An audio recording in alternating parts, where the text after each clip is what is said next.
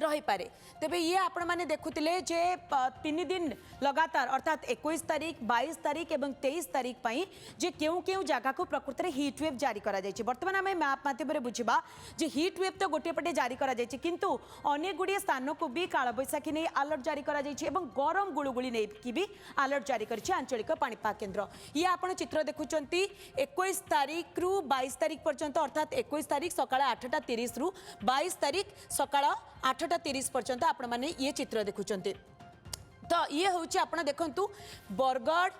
झारसुगुड़ा एवं देवगढ़ को छाड़देले पूरा मैप रे आपण देखंतु पूरा ओडिसा रो ये चित्र 3टी जिला को छाड़देले बाकी सब स्थान को येलो अलर्ट जारी करा जायछि किंतु एहारी भितर आपण देखंतु किछि किछि स्थान रे ग्रीन कलर मार्क करा जायछि किछि किछि स्थान रे रेड कलर मार्क करा जायछि। एहा सहित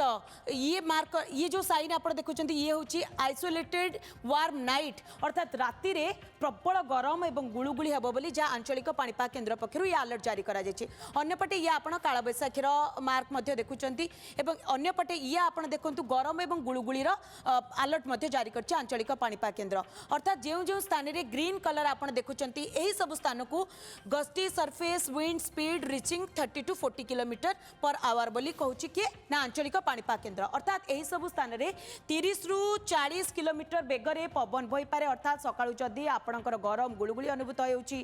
तापमात्रा अधिक रहउछि किंतु हुए तो संध्या हेले